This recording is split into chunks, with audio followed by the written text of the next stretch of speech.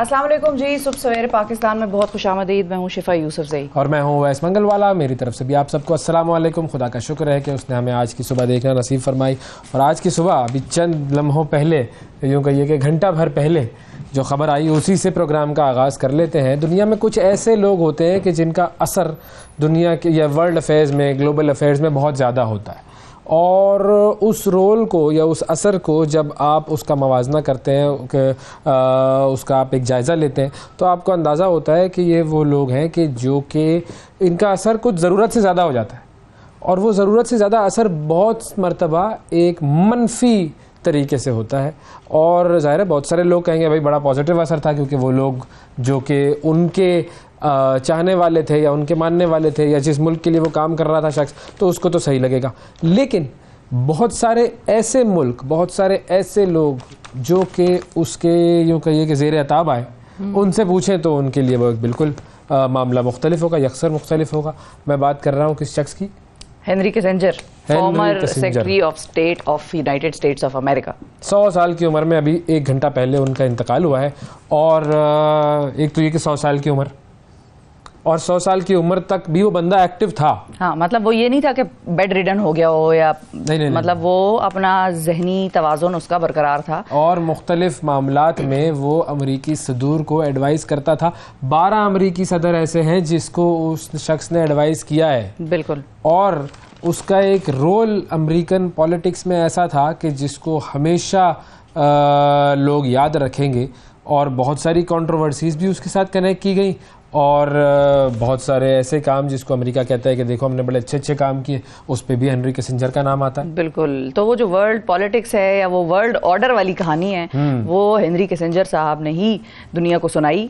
और मुख्तलिफ एकेडमीज़ में अब दुनिया भर में फॉरेन पॉलिसी जहाँ जहाँ पढ़ाई जाती है, जहाँ जहाँ इंटरनेशनल रिलेशंस पढ़ाए जाते हैं, मेरा ख्याल है ये वन ऑफ द 5 जो लिस्टेड बुक्स होंगी कि जो उन ग्रेजुएट्स को पढ़नी चाहिए वर्ल्ड पॉलिटिक्स को समझने के लिए, उसमें हेनरी किसिंजर साहब की ये मशहूर तरीन बुक न्यू वर्ल्ड ऑर्डर जो है वो ज़रूर शामिल हो। और उस न्यू वर्ल्ड ऑर्डर से हुआ क्या, बुनियादी मकसद क्या था कि किस तरीके से अमेरिका अपना तसल्लुत दुनिया भर पे कायम करे।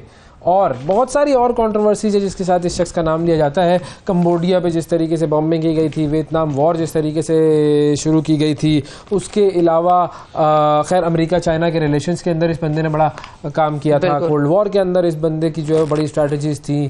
बहुत सारी ऐसी चीज़ें थी कि जिसके ऊपर इसका जो है वो नाम लिया जाता है। दुनिया में जो पॉपुलेशन कंट्रोल के मामलात हैं उसके हवाले से इसकी बहुत सारी टॉक्स हैं, जिसमें ये कह रहा है कि हमने पॉपुलेशन को कंट्रोल करना है ताकि हमारे ऊपर रिसोर्सेज जो है वो हम उन पर कब्ज़ा कर सकें। बहुत सारी ऐसी चीज़ें। तो बहरहाल कुछ कहेंगे कि चलो अच्छा हुआ, और कुछ कहेंगे कि भाई एक बहुत बड़ा नाम जो है वो जान फ़ानी से कूच कर गया। आपको लेकर चलते हैं। बिल्कुल, अब आपको लेकर चलते हैं 60 सेकंड्स न्यूज़ दिखाते हैं। इस्लामाबाद हाई कोर्ट ने नवाज शरीफ की 10 साल की सजा का लदम करार दे दी। हमास ने 4 गैर मुल्कियों समेत 16 यरगमालियों को रिहा कर दिया। आर्जी जंगबंदी में मजीद तोसी का इम्कान। पीपल्स पार्टी के यौम तासीस का आज जलसा। आसिफ अली जरदारी और बिलाल भुट्टो कोयटा में खिताब करेंगे। सऊदी अरब ने पाकिस्तान के साथ $3 अरब के डिपॉजिट की मुद्दत में तोसी कर दी। इलेक्शन कमीशन की आम इंतखाबात में ताखीर से मुताल्लिक़ खबरों की तरदीद। PSO की फ्यूल रोकने की धमकी। PIA की परवाजें रुकने का खदशा। कौमी क्रिकेट टीम मिशन ऑस्ट्रेलिया के लिए रवाना। टीम, ऑफिशियल्स और कोचिंग स्टाफ पर मुश्तमिल 31 रुकनी दस्ता बरास्ता दुबई सिडनी पहुंचेगा। एलन मस्क का गजा का दौरा करने से इनकार। भारत से आई अंजू फातिमा बनकर वापस चली गई। भारतीय सोशल मीडिया सारिफीन अंजू पर बरहम गिरफ्तार करने का मुतालबा। वॉइस ऑफ अमेरिका ने अपने सहाफ़ियों को हमास के लिए दहशतगर्द का लफ्ज़ इस्तेमाल करने से रोक दिया। स्पेन के मुहिम जू ने कुतबी ग्लेशियर पर कश्ती चलाकर रिकॉर्ड बना दिया। जी ये थी 60 सेकंड न्यूज़। और अब बढ़ते हैं जी कुछ ट्रेंडिंग स्टोरीज़ की तरफ। और हमने बात तो शुरू की थी हेनरी किसिंजर की। वो भी एक यहूदी था, पक्का यहूदी। और चूँकि यहूदियों का जिक्र होता है तो फिर ज़ायनिज़्म का जिक्र होता है, ज़ायनिज़्म का जिक्र होता है तो इसराइल का जिक्र होता है। और इसराइली वज़ीर आज़म नेतन्याहू के हवाले से तुर्की के जो सदर हैं रजब तैयब एर्दोगान साहब, उन्होंने एक बड़ी ज़बरदस्त किस्म की स्टेटमेंट दी है। और वो स्टेटमेंट है कि नेतन्याहू गजा का कसाई है, द बुचर ऑफ गुजरात जैसे था ना, गुजरात बिल्कुल, तो बुचर ऑफ इसराइल, ये बुचर ऑफ गजा है ये। और इस शख्स के बारे में जो बात अर्दवान साहब ने की है वो बिल्कुल सही बात की है। अच्छा, खुल के बात करते हैं। एक ये चीज बड़ी निडर आदमी है ना, खुद भी निडर आदमी है, कौम को भी यही दिखाना चाह रहा है, सिखाना चाह रहा है कि, और कौम भी अच्छी खासी वैसे उनकी सीखी भी हुई है, तो बहुत सीखी हुई है कौम ने। आपको याद है क्या टैंकों के आगे बिल्कुल टैंकों के आगे लेटने वाली एग्जाम्पल इसी मुल्क के लोगों की है। हाँ, तो वो टैंकों के आगे लेट गए भाई। बहरहाल रजब तैयब एर्दोगान साहब से भी जो उनकी भी जो लीडरशिप स्किल्स हैं उससे भी काफी लोग अक्सर कभी ना कभी वेस्टर्न पावर्स जो हैं हाँ, वो कभी कभार नाला रहती हैं, खासतौर पे उस पे तो और ही नाला हो जाती हैं जब वो कुरान मजीद की तिलावत करते हैं, जब अजान, जब नमाज करा रहे होते हैं, पढ़ा रहे होते हैं, तो ऐसी चीज जब एर्दोगान साहब करते हैं, और उनकी तिलावत है भी बड़ी खूबसूरत, इंतहाई खूबसूरत तिलावत, और जब वो ये काम कर जाएं तो फिर तो वैसे ही सांप लौटते हैं बड़े बड़े ममालिक के लोगों, क्योंकि उन्हें लगता है कि देखो ये हमारी मुखालिफ आइडियोलॉजी है जिसको प्रमोट कर रहा है। बिल्कुल।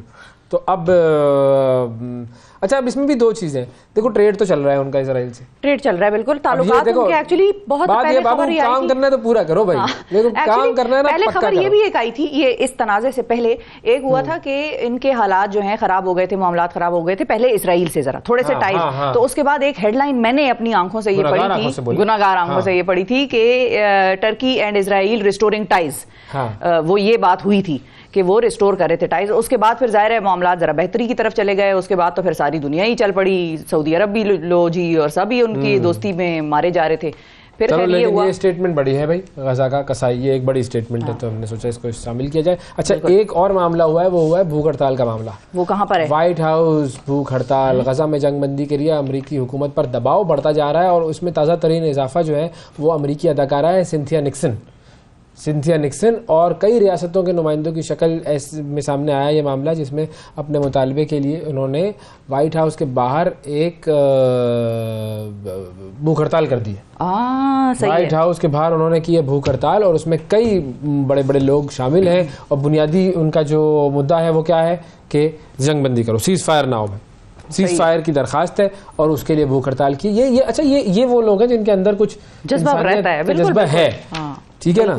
हमने क्या भूख हड़ताल की? हमने भूख हड़ताल तो खैर नहीं की है बहरहाल, लेकिन हमारे यहाँ एक आर्टिस्ट एक्ट्रेस ऐसी हैं बल्कि जो गजा के हवाले से इसराइल के खिलाफ बड़े पैमाने पर एक कैंपेन सॉर्ट ऑफ चीज रन कर रही हैं, अपने ट्विटर वगैरह से आवाज उठा रही हैं, उशना शाह।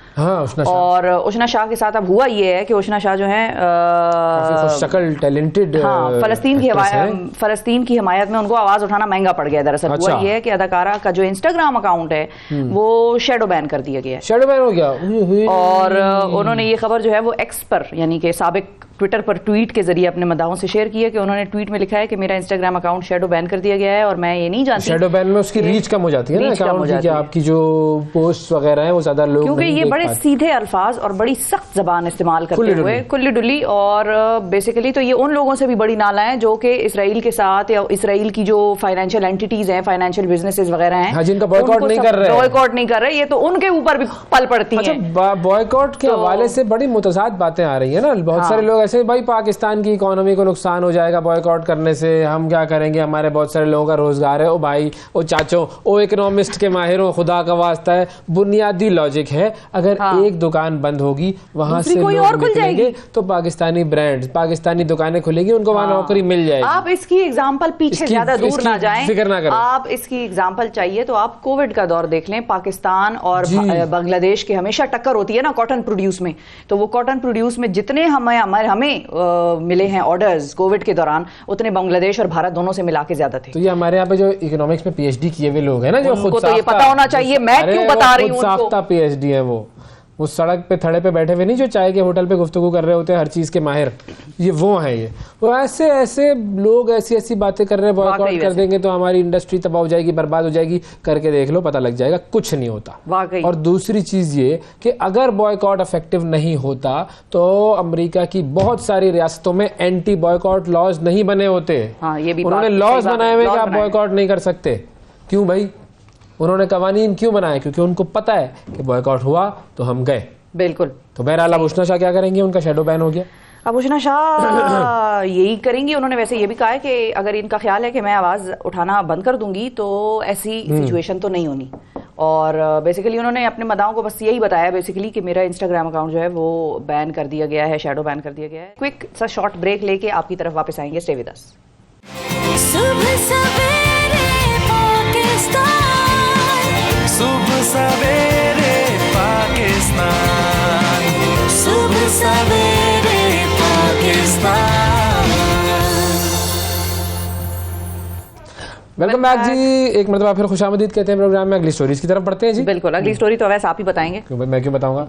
बस आप वो अहम शख्सियत है, आपका हक बनता है, आपके शहर से भी है, हाँ, आपके इलाके से भी अच्छा, है। ठीक है, मैं चलो, कैसे सही है, इसमें ठीक। कूद पड़ूं दरमियान में? मैं बताता हूँ जी। शाजिया मर्री साहिबा पाकिस्तान की एक ऐसी सियासतदान के जो कि अपने अंदाज की वजह से भी मशहूर है, अपने जो उनके काम है उसकी वजह से भी मशहूर है। बिस्प में उन्होंने बड़ा ज़बरदस्त काम किया, इंटेलेक्चुअल पर्सनैलिटी है बहुत ज़्यादा, जिसको आप कहते हैं ना वो एक घुलने मिलने वाली शख्सियत, और बहुत ही पॉजिटिव पर्सनैलिटी जो है उनकी। बस सिवाय एक से वो नहीं घुलती मिलती, बाकी सबसे घुल मिल जाती कोई है। बात नहीं, कुछ लोग होते हैं जिंदगी में उनसे नहीं घुला मिला जाता, इसमें क्या है? और क्या, बिल्कुल सही है। हाँ। मैं भी कुछ ऐसे लोग हैं जिनसे नहीं घुलता मिलता वैसे इसमें क्या है। अच्छा, बहरहाल उनकी एक खबर आई है। बेसिकली उन्होंने अपने एक इंटरव्यू में एक बड़ी मजेदार बात की है, और वो है जी कि भारतीय अदाकारा अनुष्का शर्मा से मुशाबहत से मिलने वाली जो तारीफें होती हैं उस पर वो बड़ी कहती हैं कि बस मैं खुश होती हूँ जब लोग मुझे कहते हैं कि जी अनुष्का शर्मा से आपकी शक्ल जो है वो मिलती जुलती है, तो आई लाइक इट भाई। तो अच्छा है, इसमें क्या है?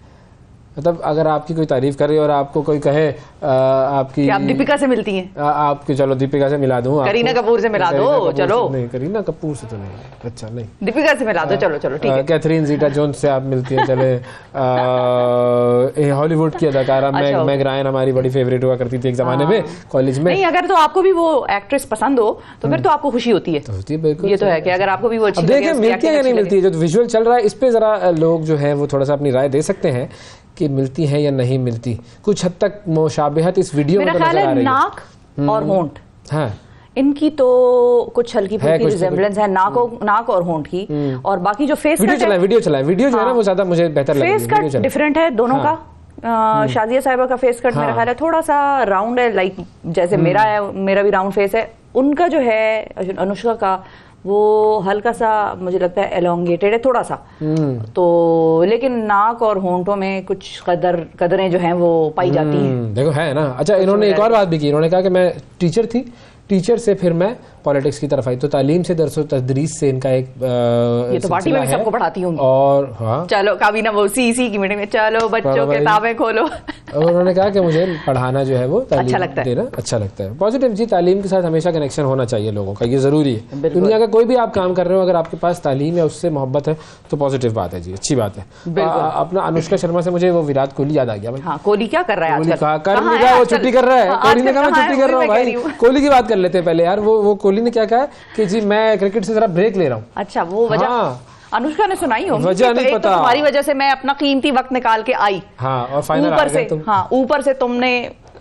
चलो खैर अच्छी खासी फाइनल बढ़ गया। ये इन दोनों की वैसे लड़ाइयाँ होती होंगी इस पे क्रिकेट पे? क्यों नहीं होती होंगी? हैं, या वो कह देती होगी कि मैं तो इस मैच पे तो तुम्हारे नहीं आ सकूंगी, मेरा काम है, या तो ठीक है, वो कहता होगा नहीं तुम मेरे किसी भी मैच में, वो अक्सर जवाब आता है। अंडरस्टैंडिंग कपल है ये, सारे मैचेस में आए हुए थे। और अक्सर जो है वो ग्राउंड में कोहली और अनुष्का जो है वो स्टैंड्स में उन दोनों की कम्युनिकेशन हो रही होती है। बिल्कुल बाकायदा। जो है वो खवातीन ने कहा देखो यार ऐसा शौहर होना चाहिए, कितनी इज्जत करता है, कितनी रिस्पेक्ट करता है, कितना प्यार करता है, होना तो ऐसा ही चाहिए। अच्छा ठीक है, सही, हाँ होना ऐसे ही चाहिए, होना चाहिए। तो ये खैर उसने ले लिया है अब ब्रेक। वो कह रहा है भाई मैं कुछ दिन करूंगा छुट्टी, ठीक है जी। मेरा इस वक्त अब ये नहीं पता क्या है बेसिकली, लेकिन उसने T20 और वनडे क्रिकेट से वक्फे का ऐलान कर दिया है।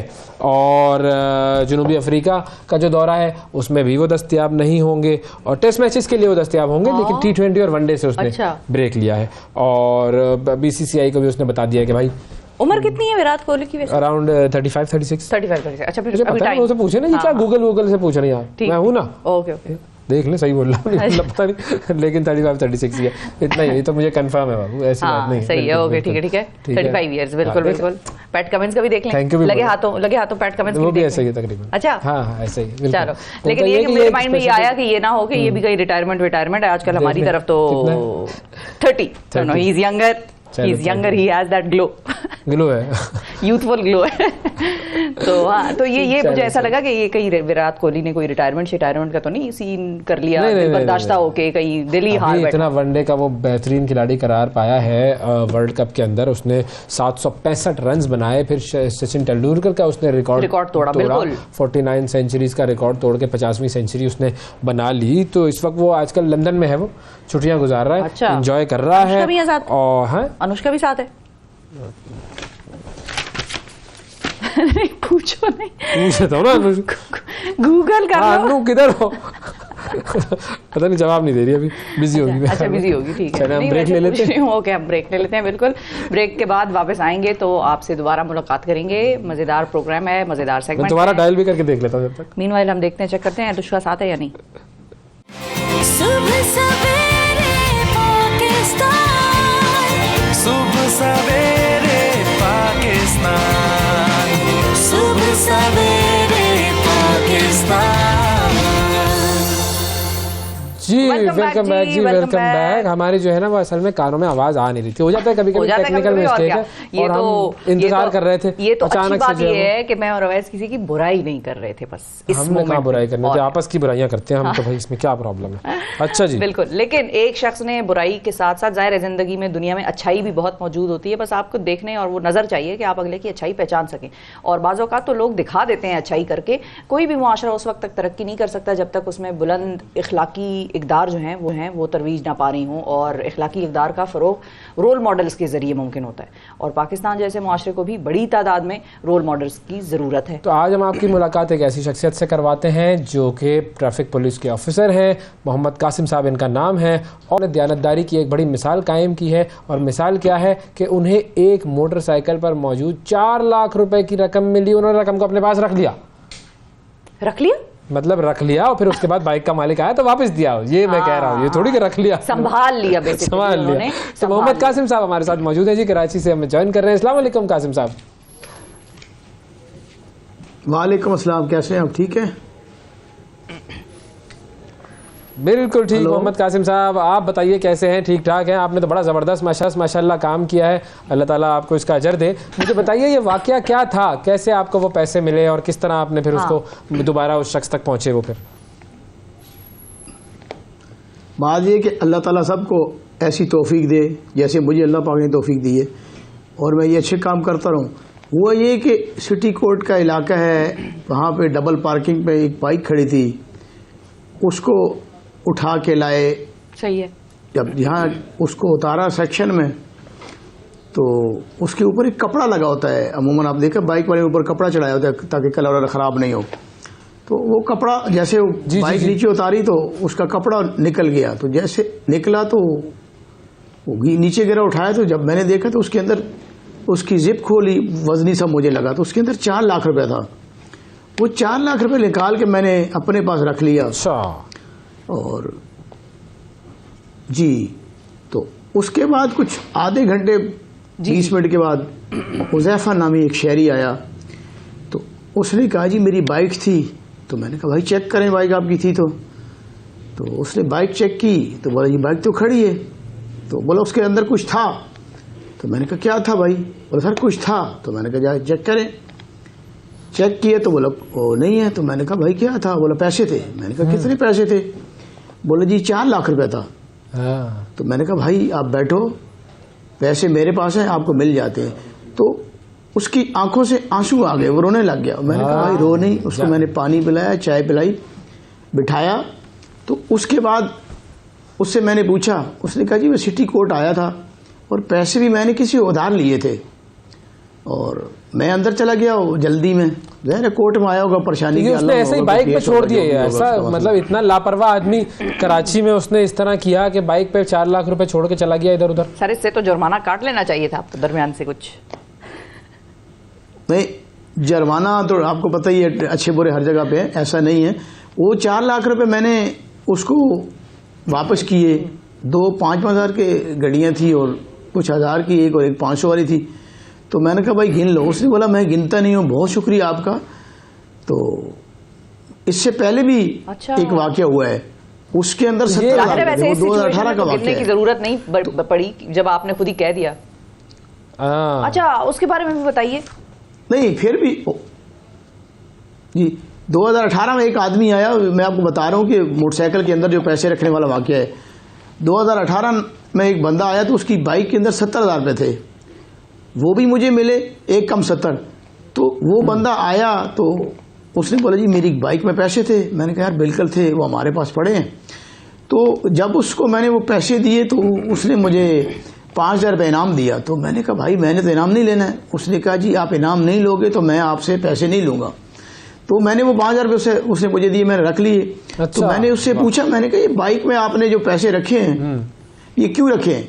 बोला जी मैं एक दफ़ा कस्टम हाउस पास किया तो वहाँ पे मेरी बाइक के ऊपर जैसे मैं बैठा था तो मेरी जेब में पैसे थे 4-4.5 लाख। लोग डाकुओं ने मुझे लूट लिया।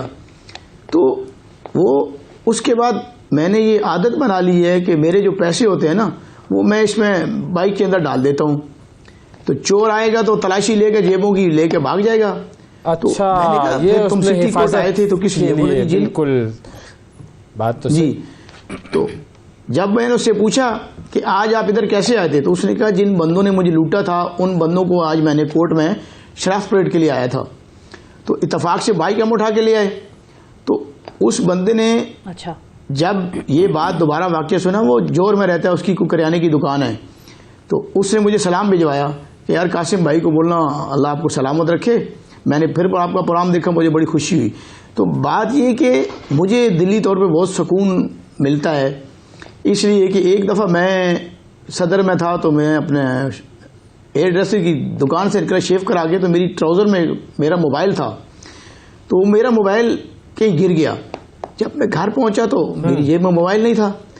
तो मैंने अपने दूसरे घर वाले नंबर से उस नंबर पे फ़ोन मिलाया तो मैंने बंदे ने उठाया। उसने कहा जी मैं रिक्शा ड्राइवर हूँ और ये मोबाइल आपका मेरे पास है। तो मैंने कहा भाई कहाँ? बोला जूना मार्केट में। वो जूना मार्केट से परेडी थाने तक आया मेरा मोबाइल देने के लिए। तो उसको मैंने 500 रुपये इनाम दिया। तो उसने कहा जी मैंने इनाम नहीं लेना, ये मेरा फ़र्ज़ था, मैंने ईमानदारी से आपको वापस किया। तो मेरा जज्बा उस दिन से जाग गया कि यार ऐसा अगर मेरे साथ भी हो ना तो मैं भी कम से कम ये लोगों की चीज़ें वापस करूं ताकि उनका जो परेशानी है वो दूर हो सके और हमें लोग अच्छे लफ्ज़ों में याद करें। तो ये सब बात है, नेकी फैलती है। असल चीज़ ये है कि नेकी फैलती है। एक शख्स नेकी करे आपके साथ, आप आगे 10 के साथ नेकी करें, वो नेकी जो है वो फैल जाएगी। और यही ऐसा ही वाकया मेरे साथ भी पेश आया था। मेरा सेलफोन गिरा था, सदर के इलाके में ही गिरा था और एक रिक्शा वाले को वो मिला और मैंने जब कॉल की उसने उठाया, उसने कहा जी बिल्कुल ये जगह इधर आके ले लें। उसने कहा मैं अपनी सवारी को कहीं छोड़ने गया हूँ, वापस मैं वहीं पर आता हूँ सदर और आपको आकर देता हूँ। और उसने मुझे दिया और वो शख्स मुझे आज भी याद है। तो देखें अच्छे लोग इस माशरे में मौजूद हैं। हम जो कहते हैं ना कि पाकिस्तान में हर शख्स जो है वो बस 2 नंबरी करने के चक्कर में है और पाकिस्तान में तो कहीं इंसाफ नहीं है, पाकिस्तान में तो कहीं ईमानदारी नहीं है। ये है वो लोग, ये है वो मिसालें जो पाकिस्तान की ईमानदारी की, पाकिस्तान के लोग अभी आप देखें ना। जी सर, अभी आप देखें ना कि रोड पे अगर कोई 5,000 10,000 मिल जाता है, लोग बोलते हैं जेब में डाली, बोले यार आज हमारी दिहाड़ी लग गई है। तो इस तरह के लोग भी हैं और अल्लाह के नेक बंदे भी हैं जिनको अल्लाह पाक तौफीक देता है कि हम अच्छे काम कर लें। बिल्कुल सर, आप जैसे नेक बंदों से दुनिया चलती है। इस तरह मेरी सब, और ये बात भी साबित हो गई कि अगर आप इसीलिए मेरा कम भी हो, गुर्बत में भी आप हों तो भी आप ईमानदार हो सकते हैं। वो भी बात आज जहन से साफ हो गई लोगों के। बहुत शुक्रिया जी, बहुत शुक्रिया अदा करेंगे। मोहम्मद कासिम साहब मौजूद थे जी, कराची ट्रैफिक पुलिस के ऑफिसर। बिल्कुल, values have nothing to do with money. बिल्कुल, तरबियत की बात होती है और इंसान की अपनी मोरालिटी और एथिक्स की बात होती है जी। जबरदस्त जी, थैंक यू मोहम्मद कासिम साहब, बहुत शुक्रिया आपका। इसी तरीके से जबरदस्त काम करते रहिए और हमारी तरफ से आपको जी सलूट है सर, सलूट है। वक्फा लेते हैं, वक्फे के बाद मुलाकात करते हैं। सुबह सवेरे पाकिस्तान, सुबह सवेरे पाकिस्तान। वेलकम बैक जी, सबसे पहले पाकिस्तान में एक मरतबा फिर खुशामदीद। अब बात करते हैं जी कुछ दांतों की, खास तौर पे बच्चों के दांतों की। मैंने पिछले दिनों एक तस्वीर देखी और जो मैंने जिंदगी में लाइव भी एक दांतों का टाइप ऐसा देखा कि जो खाए हुए थे बिल्कुल, वो काले होके, बिल्कुल काले होके, दांत काले होके वो बेचारे भुर गए और उस बच्ची बेचारी के दांत थे ही नहीं, तकरीबन एक डॉट डॉट नजर आ रहा था वाइट वाइट।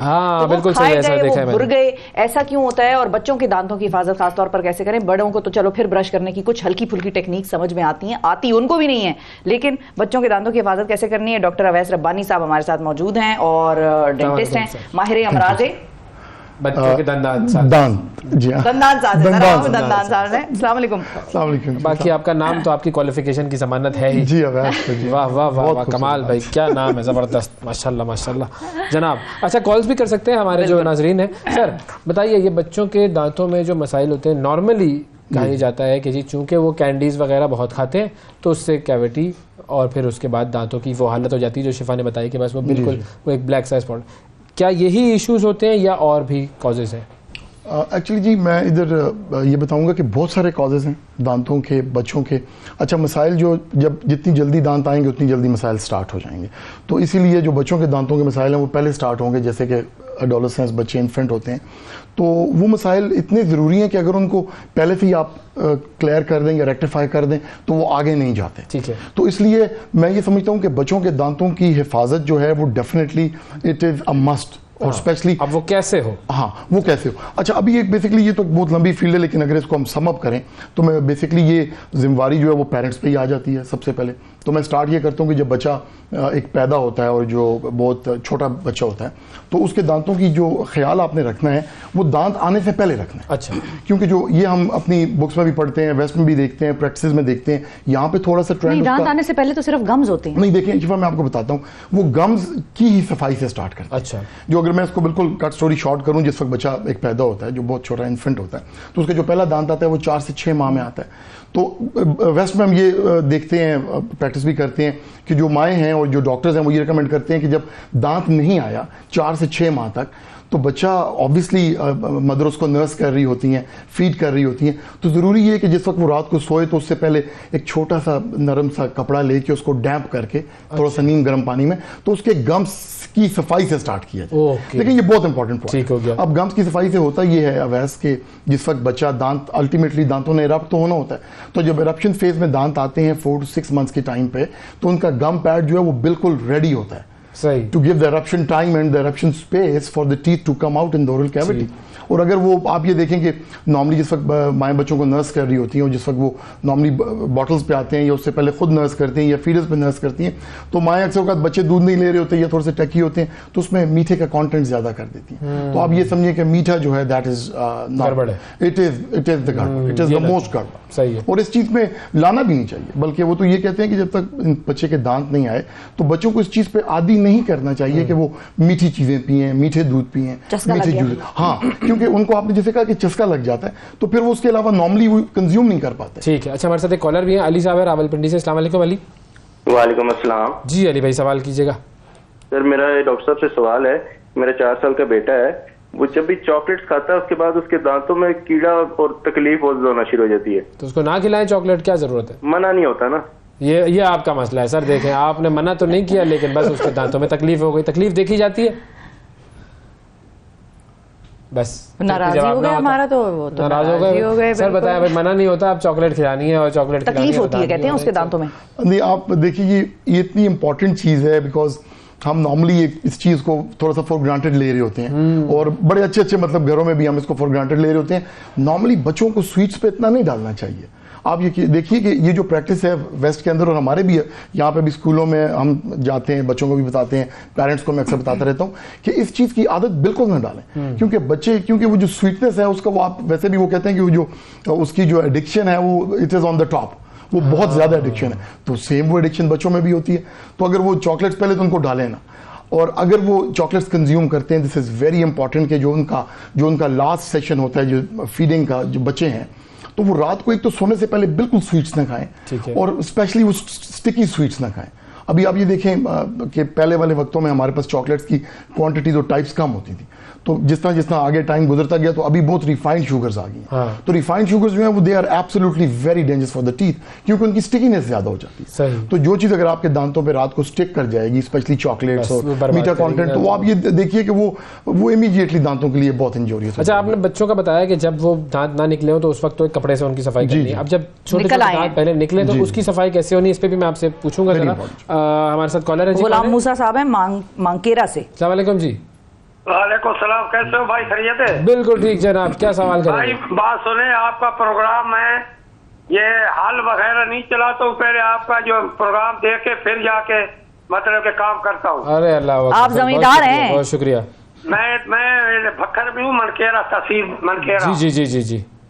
मेरा एक सवाल है डॉक्टर साहब से कि मैं दांतों में दर्द होता है, कौन सा टूथपेस्ट इस्तेमाल करूँ? अच्छा चलो जी, टूथपेस्ट की हम ब्रांडिंग तो नहीं करेंगे, लेकिन हम आपको बता देंगे कौन सा टूथपेस्ट के अंदर क्या हो तो अच्छा हो जाता है। वो बताएं भाई, क्या चीज़ ऐसी है जो टूथपेस्ट को अच्छा बनाती है? जी जी, इनको मैं ये बताऊंगा कि आप टूथपेस्ट जो भी यूज करें, एक तो यूज जरूर करें और फिर उसके बाद हो सके तो चेंज करें उसको।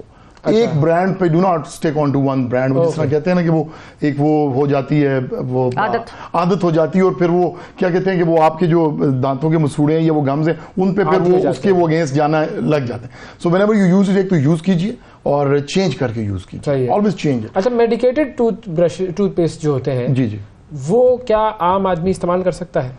बेसिकली वैसे जो मेडिकेटेड टूथपेस्ट होते हैं वो आते हैं हमारे बहुत सारे, लेकिन उनकी इंडिकेशंस उसमें बहुत कम इंडिकेशंस होती हैं जिसमें मेडिकेटेड टूथपेस्ट देते हैं। अच्छा। जरूरी ये है कि क्योंकि बहुत ज्यादा कुछ स्ट्रॉन्ग इंग्रेडिएंट ऐसा होता नहीं जो मेडिकेटेड टूथपेस्ट में हम डालें। नॉर्मली वो अपनी उसी रेंज में डले होते हैं, जिस तरह वो एक ट्राइक्लोसान एक मेडिसिन है, वो हम डालते हैं कि वो गम्स की रिजनरेशन के लिए अच्छा होता है। तो मेडिकेटेड टूथपेस्ट जरूरी है कि वो यूज करें, लेकिन फिर अगर आप डेंटिस्ट के पास जाते हैं और अगर आपको वो रिकमेंड करते हैं तो उसको बिल्कुल यूज करें। बल्कि मैं ये समझूंगा कि बहुत सारे गम्स के ऐसे टूथपेस्ट हैं जो आपको अल्टरनेटिवली अपने वॉशरूम में रखने चाहिए। एक दिन आप मेडिकेटेड यूज करें, एक दिन आप नॉन मेडिकेटेड यूज करें। So that's going to suffice. वो ठीक है ठीक है। अच्छा, बच्चों के दांतों की सफाई के प्रोसेस पर क्या हमारे पास टाइम है इतना कि हम बात कर सकें इस पर, या ब्रेक लेनी है? बता दो मेरे प्रोड्यूसर प्यारे भाइयों। है जी, अभी है। अच्छा ठीक है, हाँ बताइए बताइए बताइए। देखिए, जब एक तो दांत निकले नहीं उस वक्त थोड़ी सी सफाई इंपॉर्टेंट है। ये नॉर्मली लोगों को इस चीज़ की अंडरस्टैंडिंग, लेकिन दैट इज़ वेरी इंपॉर्टेंट कि वो गम पैड्स की सफाई करें। दूसरा, जब दांत निकल आते हैं तो उनकी सफाई का मयार वही है जो बड़े दांतों की सफाई का मयार है, क्योंकि सिर्फ थोड़ी सी एनाटॉमिकल डिफरेंसेस के अलावा दांत तो एक ही हैं। जिस तरह हम वो कहते हैं कि हम मैमल्स जो हैं वी आर डायफोडोंट्स, दो हमारी डेंटिशंस होती हैं जिंदगी में, एक जो है डेसिडियस मिल्की और एक परमानेंट डेंटिशन। और then there are some species के जिनके अंदर वो मोनोडोंट्स होते हैं, उनके अंदर एक ही डेंटिशन होती है सारी उम्र। तो हम जो डायफोडोंट्स हैं, तो इट्स वेरी इंपॉर्टेंट कि जब दूध के दांत आ जाए तो उनका ख्याल रखा जाए, क्योंकि दूध के दांत आने का भी एक टाइम है, इरप्शन टाइम, और फिर उनका एक टाइम है, उसको कहते हैं एक्सफोलिएशन, जब उन्होंने गिरना है और दूसरे दांतों ने आना है। सक्सीडेनियस टीथ उनको हम कहते हैं, वो सक्सीड करेंगे उनको। तो जब तक दूसरे दांतों का टाइम पूरा नहीं होता उस वक्त तक इट्स इंपॉर्टेंट कि उस दांतों को बचाया जाए। बिल्कुल, क्योंकि अगर वो अपने टाइम से पहले जाएंगे तो दूसरा स्पेस लॉस हो जाएगा। तो दांतों का ख्याल फिर उसे ही रखा जाए कि जो छोटे बच्चे हैं वो ब्रशिंग नहीं कर सकते, माओ की सबसे इंपॉर्टेंट इसमें वो आ जाता है, ब्रश करवाएं, उनको अपनी गोद में बिठा के फिंगर ब्रशिंग करें। फिंगर ब्रशिंग करें। फिंगर ब्रशेस भी मिलते हैं, छोटे छोटे नहीं होते तो कोई नॉर्मल सॉफ्ट ब्रिस्टल्स वाले ब्रशेस होते हैं, उनको लेके और वो सर्कुलर मोशन में ब्रश करें ताकि वो रात सोने से पहले कि उनके बेसिकली जिम्मेदारी माओ की है, जब दांत हो या ना हो आपने जिम्मेदारी निभानी है माँ बाप की, मतलब माँ बाप की, कि भाई आप लोग लगे और करें उनके जी दांत साहब। जबरदस्त जी, थैंक यू जी, बहुत शुक्रिया अदा करेंगे वैसा आपने वक्त दिया। इस पर हम मजीद आपसे हम करते रहेंगे सेगमेंट्स, ताकि जो है वो मजीद हमारे दांतों की हिफाजत होती रहे। अभी तो हमने दूध के दांतों की बात की है, अभी जो परमानेंट दांत आएंगे जिनका जिंदगी में कोई नेमल बदल टेक्निकली तो नहीं है लेकिन वैसे पॉसिबल है मेडिकल साइंस के तहत, वो उनकी हिफाजत कैसे करनी है उस पर भी करेंगे हम बात। लेते हैं, वक्फे के बाद मुलाकात करते हैं। सुबह सवेरे पाकिस्तान, सुबह सवेरे पाकिस्तान, सुबह सवेरे पाकिस्तान।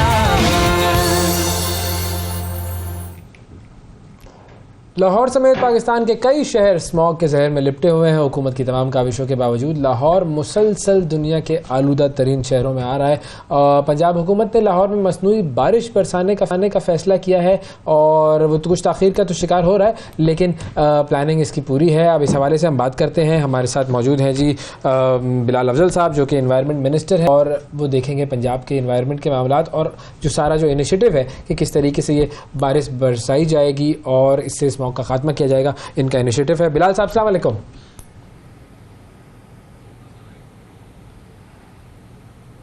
अस्सलाम वालेकुम जी। अस्सलाम वालेकुम बिलाल साहब, आपको मेरी आवाज़ आ रही है? जी सर, बहुत शुक्रिया सर, आपने वक्त निकाला। अच्छा, अब हमने तो खैर ये सुना है कि लाहौर में टेक्निकली तो बारिश हो गई है, अभी भी क्या ये प्लान है कि आप लोगों ने मसनूई बारिश करनी है, या ये प्लान अब जो है शायद ना ही और डिले हो गया? हाँ,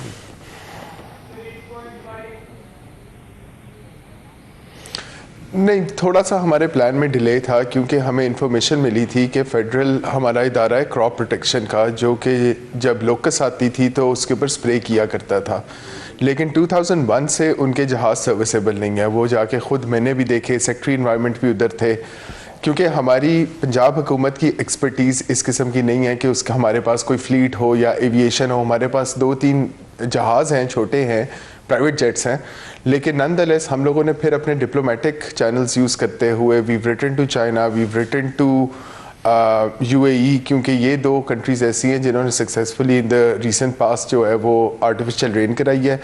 जो जहाज़ होते हैं वो फॉर हायर मिल जाते हैं। The only issue is availability, क्योंकि दुबई में भी आपको पता है कि 2 हफ्ते पहले जो है वो इस प्रोसेस के अंदर से गुजर रहे थे जहां वो मसनूई बारिश करा रहे थे, और ऐसी मसनूई बारिश हुई कि जो उनके कंट्रोल से बाहर हो गई, जो उनका ड्रेनेज सिस्टम संभाल ना सका। तो इसलिए ये सारी चीज़ें हम लोगों को देखनी पड़ती हैं। साथ जो क्लाउड सिस्टम हमारा डेवलप हुआ लाहौर के ऊपर, वो बेहतर था, यानी उससे एक्सपेक्टेड था कि वो खुद ब खुद ही शायद थोड़ा सा बरस जाए, और 5 मिलीमीटर बारिश जो है वो लाहौर में और इंडियन साइड ऑफ पंजाब के ऊपर हमारी बारिश अभी ज़्यादा हुई है, रात को भी ज़्यादा हुई है और आज भी एक्सपेक्टेड है, क्योंकि ये हवा जो है वो बे ऑफ बंगाल से उठती हुई, ढाका से होती हुई, दिल्ली से होती हुई, और दरमियान में जितने शहर हैं उनकी सारी आलूदगी जो है इकट्ठी करती लाहौर पहुंचती है। तो किसी भी एरिया में दरमियान में अगर बारिश हो जाती है ना, तो वो हमारा AQI डाउन कर देता है, लेकिन इसका मतलब ये नहीं है कि हमारा we are not to be blamed for the smog या we are not to be blamed for the high AQI। हम लोग जी बिल्कुल, उसमें हमारा कसूर तो मौजूद है, बिल्कुल बिल्कुल, उस पर तो हमें काम करना ही है। मैं उसके ऊपर आऊँगा सर, लेकिन मैं चाहूँगा कि ज़रा ये मसनूई बारिश के हवाले से जो अभी आपने बात की, तो अब जो हमारा प्लान है, एक तो ये बता दीजिए कि अब हमारा प्लान है क्या, कि अब हम अगर करवाएंगे तो कब तक करवाई जा सकेगी, क्योंकि अभी तो लाहौर में ये सिलसिला शुरू हो गया है। जी, और पहली चीज़ तो मुझे ये बता दें।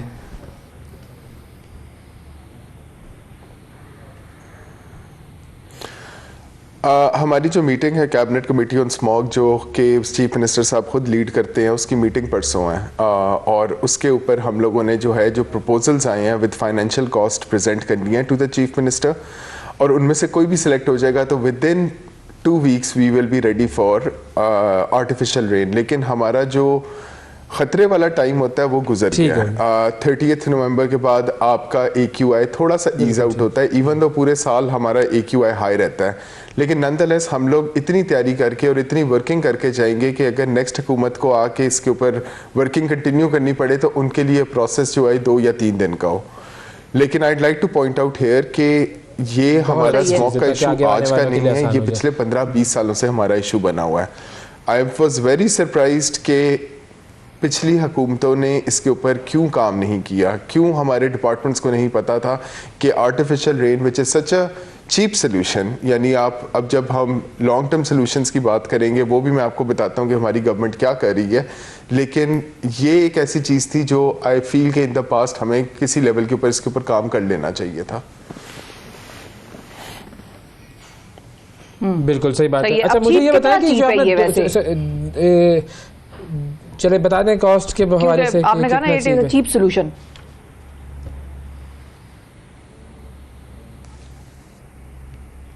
जी, इसकी कॉस्ट जो होती है वो $10,000, $5,000 to $10,000 पर फ्लाइंग आवर के हिसाब से आती है। अब समझें कि अगर वो जहाज़ हमें UK से मिलता है तो उसको यहाँ लाने के लिए जो उसको 7 घंटे की कॉस्ट होगी कोई $70,000 वो लग जाएगी, फिर लाहौर के अंदर उसने कितनी दफ़ा फ्लाई करना है।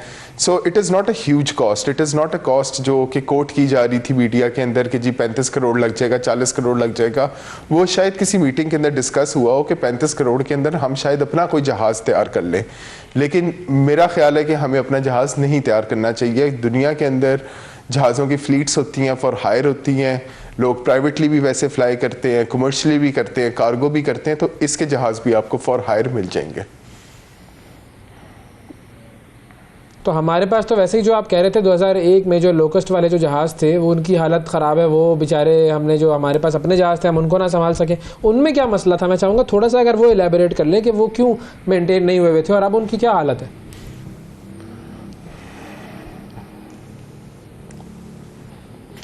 उसकी पिक्चर्स जो है मैं आपकी टीम के साथ भी शेयर करता हूँ ताकि वो आपको दिखाए। वो 1950s और 60s की टेक्नोलॉजी थी। अगर आपने वर्ल्ड वॉर की ओल्ड मूवीज़ देखी हुई हैं तो जैसे उसके अंदर जहाज़ होते थे जिनके सामने नोज़ के नीचे एक व्हील होता था और सामने फ्रंट प्रोपेलर होता था, उस किस्म के जहाज़ थे। और हाँ, वो टेक्नोलॉजी इतनी पुरानी हो गई है कि उसके एक्सपर्ट्स जो हमारे पास थे वो रिटायर कर गए हैं। सो जो लोग उसके ऊपर काम, अब जो नए इंजीनियर्स आ रहे हैं उन्होंने वो टेक्नोलॉजी देखी नहीं, वो जहाज़ देखे ही नहीं, तो नए इंजीनियर्स उसको ठीक भी नहीं कर सकते। उसके लिए उन जहाज़ों को हम लोगों को कहीं बाहर फ्लाई करना पड़ेगा, कहीं बाहर एक्सपर्ट्स। उससे बेहतर है कि उन जहाज़ों को अब हम लोगों को परमानेंट रिटायर कर देना चाहिए क्योंकि उसके ऊपर वो कॉस्ट बहुत ज़्यादा आएगी and it's not worth it. 2 साल के बाद फिर ख़राब होगा और हम लोगों के पास कोई सोल्यूशन नहीं होगा। बिल्कुल ठीक। और फाइनली सर मैं पूछना चाहूँगा, जो आप कह रहे थे कुछ लॉन्ग टर्म आप लोग सोल्यूशंस भी लेकर आ रहे हैं, तो वो अगर मुख्तसरन हमें बता दें कि क्या क्या चीज़ें ऐसी हैं जो आप लोग स्मोक के खात्मे के लिए कर रहे हैं। जी,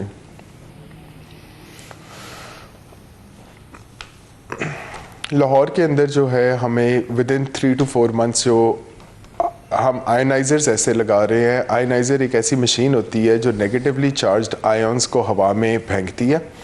वो अपने तक जो पार्टिकल्स हैं, जो आपके सस्पेंडेड पार्टिकल्स हैं जो आपको नज़र आते हैं जिसकी वजह से स्मॉग बनती है, वो उसको अट्रैक्ट करता है और देन इट सेटल्स डाउन। अब एक आयनाइज़र जो है 5 किलोमीटर स्क्वायर एरिया को सक्सेसफुली कर लेता है। अभी हमारी एक टीम जो है अलमाते गई हुई है जहाँ यहाँ ये सोल्यूशन लगा हुआ है और जिस कंपनी के साथ हम काम कर रहे हैं उस कंपनी के साथ। और आपको ये भी बताता चलूँ कि इसके ऊपर हमारा 1 रुपया नहीं खर्च होगा क्योंकि जो कंपनी इसको लेके आ रही है उन्होंने कहा कि एक शहर आप हमसे जो है वो एज ए ट्रायल करवा लें और बाकी शहरों में फिर हम आपसे पेमेंट लेंगे। लेकिन अगर हमारे 12 आयोनाइजर्स लाहौर में लग जाते हैं तो वो हमारा सिम्टम रिलीफ हो जाएगा और वो एक लॉन्ग टर्म सिम्टम रिलीफ होगा। ऑन द अदर हैंड हम लोग एक 10 ईयर एनवायरनमेंट प्लान बना के देके जा रहे हैं कि जिसके अंदर अगर आप फ्यूल की बात करें तो हम अभी यूरो 2 के ऊपर हैं। ये सिफारिशात हम फेडरल गवर्नमेंट को भेजेंगे क्योंकि ये चीज़ें हमारे एम्बिट में नहीं आती। यूरो 2 से यूरो 5 अगर हम कर देते हैं अपना fuel which is the minimum standard in the western countries, उससे आपकी इमिशंस 1/5 हो जाएंगी। तो अगर हम अज्यूम करें कि ट्रांसपोर्ट की कंट्रीब्यूशन 50% है टू दिस स्मॉग और हायर AQI, तो वो 10% रह जाएगी। सो हमारा इशू ऑलरेडी 40% हम just by switching from Euro 2 to Euro 3 कर लेंगे। लेकिन इसके अंदर जो चैलेंज है वो ये है कि पर रिफाइनरी आपको $3 बिलियन जो है कॉस्ट आती है टू अपग्रेड इट और to set up a new refinery, क्योंकि उसकी मशीनरी यूरो 2 की और यूरो 5 की जो है वो डिफरेंट होती है। लेकिन since we are already talking to our allies in the GCC countries, वो भी इन्वेस्टमेंट का सोच रहे हैं, तो this is the right opportunity कि इस इशू के ऊपर पॉइंट आउट किया जाए कि अगर हम कोई रिफाइनरी किसी बाहर इन्वेस्टमेंट के साथ लगाते भी हैं तो उनका मिनिमम स्टैंडर्ड जो है यूरो 5 होना चाहिए। एंड देन हर जो हमारा कंट्रीब्यूटिंग फैक्टर है ना, उसके अंदर हम कोई चीज़ एक पॉलिसी दे के जाएंगे कि अगर उसके ऊपर हम 5 साल 7 साल काम करें तो हमारा जो AQI सोर्स है वो कंट्रोल हो जाएगा। लेकिन साथ ही एक रीजनल मसला भी है। हम लोग इंडिया से किसी और बात के ऊपर इंगेज करें या ना करें, एनवायरनमेंट के ऊपर इन द फ्यूचर हमें उनके साथ इंगेज करना पड़ेगा क्योंकि एनवायरनमेंट नोज नो बॉर्डर्स। हमारी तरफ से उनकी तरफ आवाज आती है, उनकी तरफ से हमारी तरफ आती है। हम अपनी चीज़ कंट्रोल कर लेंगे, उनकी वजह से हमारा फिर भी फर्क नहीं आएगा। हाँ बिल्कुल ठीक है। इंडस वाटर ट्रीटी पे भी तो हम उनसे कोलैबोरेट करते हैं, वो हमसे कोलैबोरेट करते हैं, तो कुछ चीज़ें are beyond borders. You are very right. और बहुत हम आपके मशकूर हैं। बिल्कुल करते हैं, बिल्कुल करते हैं। शुक्रिया आपका बिलाल अफजल साहब। एक वक्फे की तरफ नाजरीन बढ़ते हैं, वक्फे आपसे मिलते हैं दोबारा। Stay with us. सुबह सवेरे पाकिस्तान, सुबह सवेरे पाकिस्तान, सुबह सवेरे पाकिस्तान। Welcome back. सुबह सवेरे पाकिस्तान में एक मरतबा फिर खुश आमदीद। आज बात होगी जी कुछ क्रिकेट की और खुलकर बात होगी। हमारे साथ आज पाकिस्तान के साबिक cricketer, the legend, the Asian Bradman जनाब ज़हीर अब्बास साहब मौजूद हैं और हमारी खुशकिस्मती है कि ही हैज़ जॉइंड अस, वरना वो बिल्कुल टेलीविजन पर इंटरव्यूज़ नहीं देते। बिल्कुल ये एजाज़ की बात है, हमारे प्रोग्राम की इज़्ज़त बढ़ाई उन्होंने। अस्सलाम वालेकुम ज़हीर साहब। वालेकुम अस्सलाम। आप दोनों ठीक ठाक हो? हम बिल्कुल सर, अल्हम्दुलिल्लाह सर बिल्कुल ठीक ठाक हैं और बड़े एक्साइटेड हैं to have you on the show. दो मामलात पर बात करनी है सर। एक तो चैंपियंस ट्रॉफी के हवाले से जो खबरें आ रही हैं कि पाकिस्तान से मेज़बानी छिन जाएगी, एक ये मामला है, और दूसरा पाकिस्तान अब ऑस्ट्रेलिया के लिए रवाना कर चुका है अपनी टीम। इन दोनों चीज़ों पर मैं आपकी राय जानना चाहूँगा। पहले आगाज़ कर लेते हैं चैंपियंस ट्रॉफी के हवाले से। ICC को चूँकि आपने भी हेड किया, ये बताइए कि क्या रूल है, ICC क्या कहता है कि अगर कोई मुल्क किसी टूर्नामेंट में हिस्सा लेना नहीं चाहता हो तो दूसरा मुल्क जो कि मेजबान मुल्क है वो क्या करे, उसके पास ऑप्शंस क्या होते हैं? देखिए जी, ये तो ऐसी चीज़ है कि कुछ ही कंट्रीज ये टेस्ट क्रिकेट और क्रिकेट खेलते हैं। इसमें अगर कोई किसी चीज़ का वो बना ले, इज़्ज़त का मामला बना ले कि हम उस मुल्क में नहीं जाएंगे या इस मुल्क में नहीं जाएंगे, तो फिर क्रिकेट जो है वो कुछ ही मुल्कों में रह जाती है। बात यह है कि हमें मनाना है लोगों को और क्रिकेट जो है हमने आगे बढ़ानी है। ये ICC का काम है कि ICC जो है इस चीज़ को ज़्यादा प्रमोट करे और पाकिस्तान और हिंदुस्तान जो है ये मिल के खेले, क्योंकि ये दो कंट्रीज़ ऐसी हैं जहाँ के क्रिकेट बहुत अच्छी खेली जाती है और इन दोनों कंट्रीज़ का बहुत नाम है। आपने ये भी सुना होगा कि जब हिंदुस्तान और पाकिस्तान का मैच होता है तो सबसे ज़्यादा क्राउड जो है वो उस रोज़ आया होता है और लोगों को हिंदुस्तान की तरफ से भी और पाकिस्तान की तरफ से भी काफ़ी एक्साइटमेंट होती है।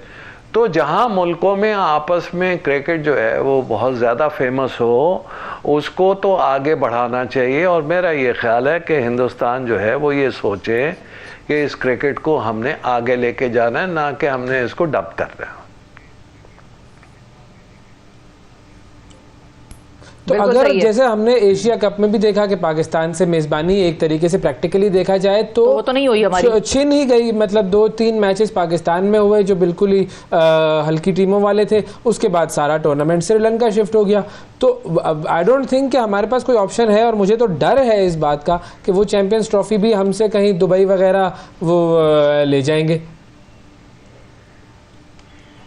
पॉसिबिलिटी है, लेकिन बात यह है कि ये हिंदुस्तान से मिलके बात करनी चाहिए, क्योंकि ICC हिंदुस्तान ही ऑलमोस्ट, क्योंकि वो सबसे ज़्यादा पैसा जो है वो इन्वेस्ट कर रहा है और सबसे अमीर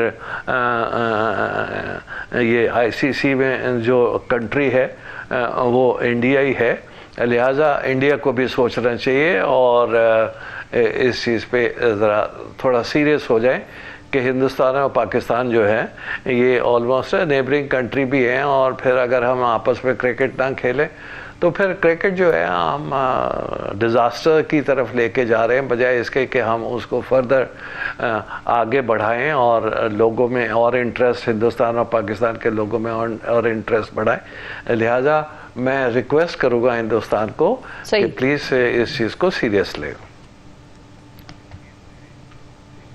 बस वो सर कहाँ रिक्वेस्टें, अगर इतने वो अच्छे होते तो फिर क्या ही बात थी, लेकिन वेरी रीजनेबल स्टेटमेंट जो आपने दी है। अच्छा, अगर हम बात करें टीम, वर्ल्ड कप के बाद टीम में बड़ी चेंजेस हो गई और जाहिर है टीम में भी हुई, मुख्तलिफ ओहदों पर जो ओहदेदारान थे उनमें भी हुई। आप उन चेंजेस से मुतमईन हैं given the kind of team that Australia has? देखिए जी, हमारे यहाँ जो चेंजेस हुई हैं वो बिल्कुल ठीक हुई हैं। कुछ प्लेयर का इधर उधर होना वो बात और है, वो तो आप जब मर्जी चेंज कर सकते हो। लेकिन हमने कब से फॉरेन कोचेस जो हैं वो लाए हैं और रिजल्ट्स जो हैं वो तकरीबन इतने अच्छे तो नहीं रहे, लेकिन ये है कि हमें अपने ही प्लेयर्स को प्रमोट करना चाहिए। और अगर अब नई चेंजेस आई हैं तो हमें ये सोचना चाहिए कि क्रिकेट हमारी है और हमने ही उसको आगे बढ़ाना है। लिहाजा हो सकता है शुरू में ज़रा आपको इसको समझने में देर लगे, लेकिन मेरा ये ख्याल है कि ये चेंजेस जो हैं ये बेहतर रहेंगे। और जहाँ तक ताल्लुक है, बिल्कुल। अच्छा सर, एक और चीज़ सॉरी मैं आपसे ऑस्ट्रेलिया जी आप सर कंटिन्यू कर लीजिए। ऑस्ट्रेलियन टीम का बिल्कुल जी सर कंटिन्यू कर लीजिए। जी, ऑस्ट्रेलियन टीम का ये है कि देखिए, ऑस्ट्रेलियन टीम, इस पे कोई शक नहीं कि बड़ी स्ट्रॉन्ग टीम है और अच्छी टीम है। देखिए हम हारते ज़रूर रहे हैं, लेकिन इसका ये मकसद नहीं है कि सारी ज़िंदगी ही हम ऑस्ट्रेलिया से हारते रहें। विकेट्स का उनको बहुत एडवांटेज है। विकेट्स जो हैं वहाँ की वो तेज़ होती हैं, बाउंसी होती हैं। हमारे लड़के जो हैं बाउंसी और तेज़ विकेट्स के इतने आदी नहीं हैं, लिहाजा अगर ये वहाँ जाके प्रैक्टिस करते हैं तो ऑस्ट्रेलिया को हराना कोई इतनी बड़ी बात नहीं होगी। हम अपने आप को ये ना समझें कि हम ऑस्ट्रेलिया से हारते रहें तो ऑस्ट्रेलिया से हारेंगे, नहीं, बिल्कुल नहीं हारेंगे। अगर आप किसी इरादे से जाते हैं और अच्छे इरादे से जाते हैं कि हमने ऑस्ट्रेलिया को हराना है तो ज़रूर आप मेहनत कीजिए। बाकी आप जो है वो अल्लाह पे छोड़ते हैं। मकसद कहने का ये है कि ज़रूर मेहनत करें और पता चलता है कि आपने ऑस्ट्रेलिया को हराने में बड़ी मेहनत की है, तो इंशाल्लाह अल्लाह में मतलब ये कि आपको रिजल्ट्स जो हैं वो अच्छे मिलेंगे।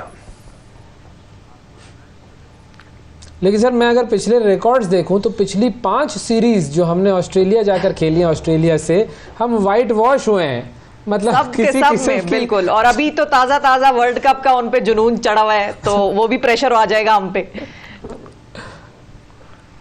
बिल्कुल सही कहा कि वर्ल्ड कप का उन पे जुनून चढ़ा हुआ है, और क्यों ना चढ़े जी। देखिए वर्ल्ड कप जीते हैं, कोई मजाक तो नहीं है। इतने कंट्रीज में एक वाहिद कंट्री जो है वही ऑस्ट्रेलिया, और देखिए पीछे से आई है वो, ये भी नहीं कि वो सारे इंडिया की तरह से 10 के 10 मैच जीत के और फिर फाइनल खेली है।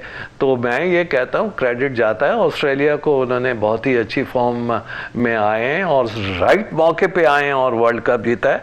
तो ये टीमें होती हैं जो कि मकसद ये है कि नीचे से ऊपर आती हैं, और यही मैं कह रहा हूँ कि पाकिस्तान भी एक ऐसी टीम है कि जो नीचे से आराम से ऊपर आ सकती है और ऑस्ट्रेलिया को हरा सकती। कोई चीज़ नामुमकिन नहीं है। मैं आपको एक चीज़ बताता हूँ, कोई चीज़ नामुमकिन नहीं है।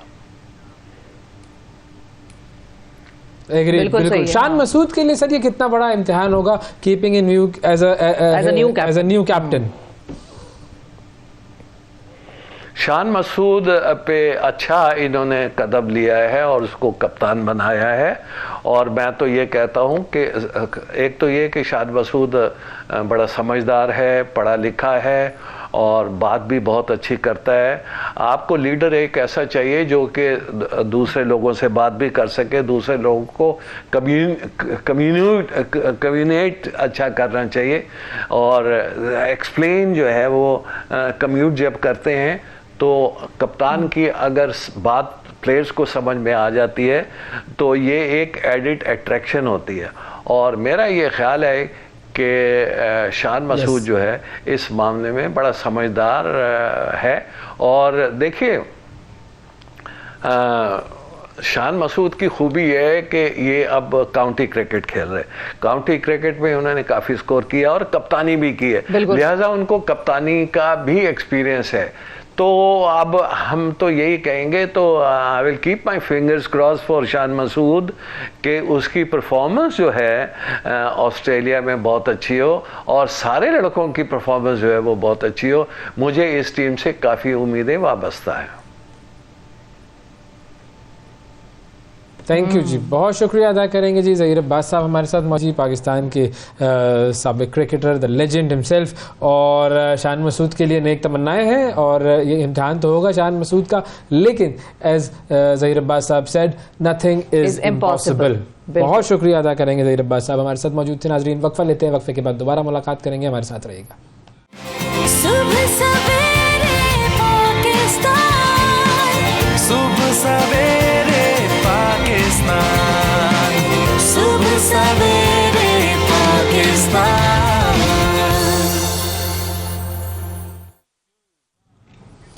वेलकम बैक जी। सुबह सवेरे पाकिस्तान में एक मरतबा फिर खुशामदीद। इंतखाबात करीब आ रहे हैं लेकिन वो गहमा गहमी नज़र नहीं आ रही जो कि पूरे मुल्क में नज़र आनी चाहिए थी। आपको नज़र आ रही नहीं?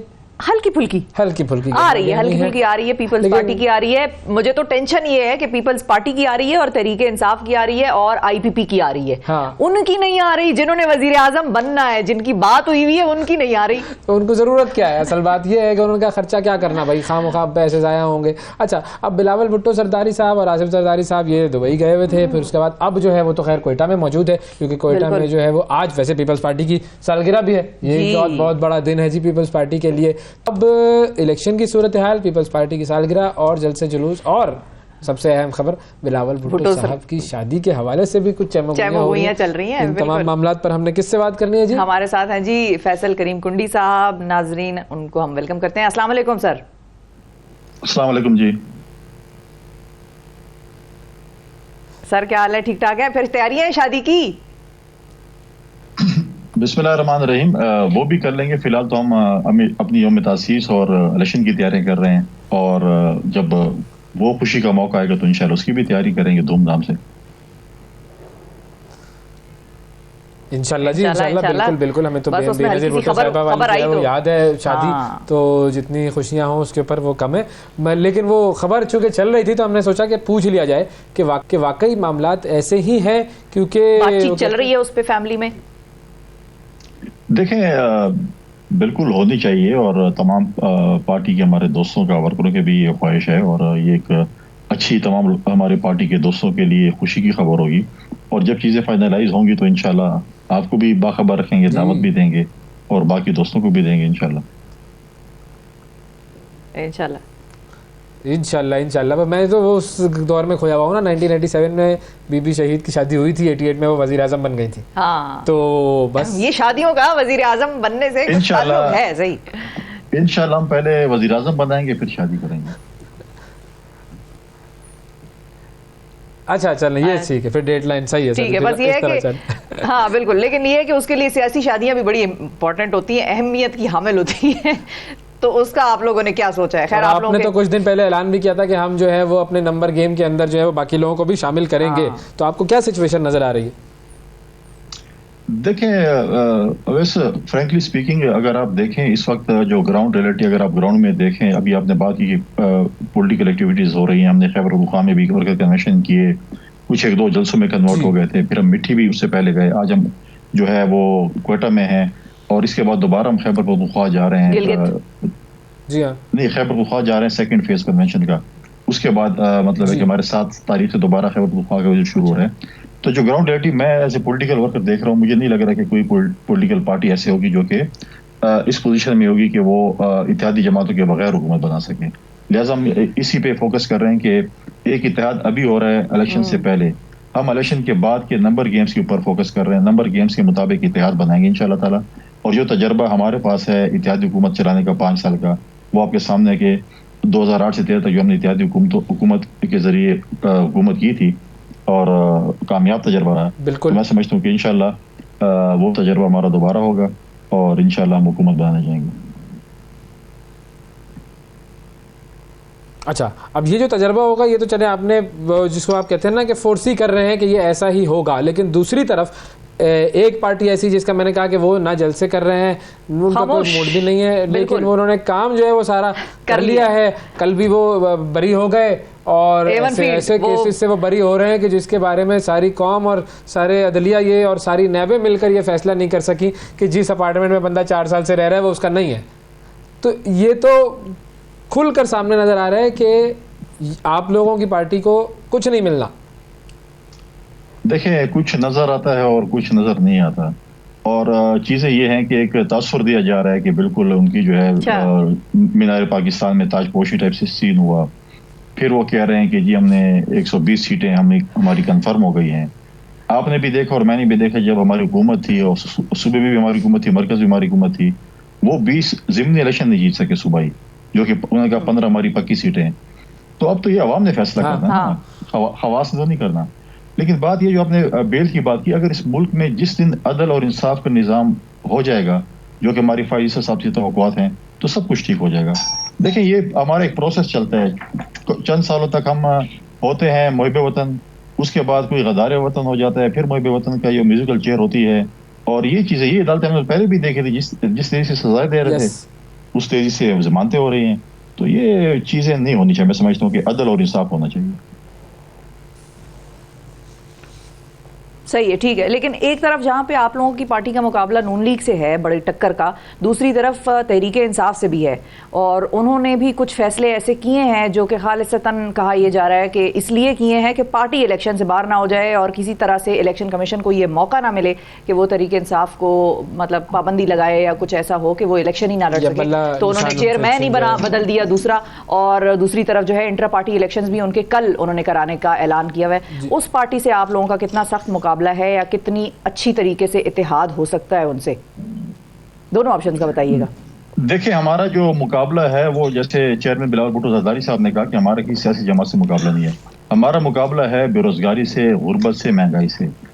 और जब मैंने जैसे कहा, जब नंबर गेम जो है वो आएगी, नंबर गेम जब इलेक्शन के बाद आएगी, उसके बाद इत्तेहाद बनेंगे। जो जमातें अवेलेबल होंगी पार्लियामेंट के अंदर, कौमी असम्बली के अंदर, उसके साथ आप बैठकर इत्तेहाद कर सकते हैं। ये तो उस वक्त नंबर गेम बताई किसके पास क्या नंबर है और क्या इत्तेहाद बताती। शहबाज शरीफ साहब के साथ नंबर गेम थी, हमसे ज्यादा नंबर थे, हमने उनको सपोर्ट किया, बल्कि आसिफ अली जरदारी साहब उनके लिए गारंटर बने। कुछ पॉलिटिकल पार्टीज को उन्होंने गारंटी दी कि आप शहबाज शरीफ साहब को वोट करें, हमने गारंटी दी। लिहाजा हम ये उम्मीद करते हैं कि हमारी नंबर गेम जब ज्यादा होगी तो बाकी जमातें भी हमें सपोर्ट करेंगी। तो अब जैसे बहुत सारे लोग ऐसे हैं जो पीपल्स पार्टी में शामिल हो रहे हैं, अब्दुल कुद्दूस बजिंदो साहब शामिल हो गए पीपल्स पार्टी में, और भी कुछ लोगों ने शामिल होना है। कौन कौन शामिल हो रहा है सर? देखें, अभी तो मुझे मैं पहुंचा क्वार्टर, मुझे नहीं, अभी आज सूबाई तंजीम के साथ बैठेंगे तो पता चलेगा। देखिए, पाकिस्तान पीपल्स पार्टी एक पॉलिटिकल पार्टी है। हम डायलॉग से बिलीव करते हैं, हम जो है वो जोड़ तोड़ पे बिलीव करते हैं। हम कभी किसी के शामिल होने पर शेम के नारे नहीं लगाते, क्योंकि अगर आज हम शेम के नारे लगाते और क्वार्टर में वो हमारे साथ शामिल हो रहे होते तो हमारी आंखें पता नहीं उनके साथ आंखें मिला सकती कि नहीं। हाँ। कुछ लोगों की आंखें मिल गई उनके साथ, वो तो पता नहीं किस तरीके से मिली, सन ग्लासेस पहने थे क्या था। लेकिन एक रिवायत होती है, एक यहाँ पर हर पॉलिटिकल पार्टी का अपना एक जो है, मैं समझता हूँ कि वो होता है कि एक इज्जत है, पॉलिटिकल जो पर्सनैलिटीज है। देखिए, पॉलिटिक्स है, कभी आपको इकट्ठे बैठना पड़ता है, कभी अपोजिशन में, लेकिन आप इतने उनके ऊपर तनकीद करें ताकि आप एक दूसरे के साथ आंखें मिला सकें, बिलोदी बेल्ट ना हो, गालम गलोच ना हो, सियासी तनकीद करें। लेकिन आप देखें, जब यूसुफ गिलानी को 6 वोट मिले थे बलूचिस्तान अवामी पार्टी के, मियाँ साहब, शहबाज शरीफ साहब, मरियम साहिबा, क्या क्या कुछ नहीं था, और क्या शेम और क्या कुछ है कुछ, और फिर सियासी बाप और फलाना बाप। तो हमें खुशी है, हमारे इत्तेहादी रहे हैं। चलो, इनके सर के ऊपर भी किसी सियासी बाप ने हाथ रख लिया। तो सर, आपने अपने अभी कहा कि जोड़ तोड़ हम करते हैं, तो आप लोगों ने जोड़ तोड़ भी तो बड़ी की थी ना पीछे बलूचिस्तान में, नून लीग की हुकूमत में। उधर उनको आप लोगों ने एक डंक मारा, तो फिर उन्होंने तो यही कहना था, और क्या कहते। नहीं तो देखें, पॉलिटिक्स है, देखें आज वो उनके साथ नहीं बैठे हुए, कैसे आंखें मिलाई होंगी। वो जो मरियम साहब शेम की चीखें मार रही थी, ठीक है, नवाज शरीफ साहब क्या कह रहे थे, शहबाज शरीफ साहब क्या कह रहे थे, उनकी लीडरान क्या कह रहे थे, तो उनके पॉलिटिकल लोग हैं। आज उन्हीं लोगों के साथ ये बैठे नहीं हुए, तो आज वो ठीक हो गए, उनके लिए आज हलाल हो गए, हमारे लिए हराम था। बिल्कुल ऐसा ही ऐसा ही है। फाइनली सर, ये भी बता दीजिए कि अभी तक भी चहमगोइयां तो हैं कि 8 फरवरी नहीं होगा और मामलात आगे बढ़ेंगे, आपको क्या लगता है?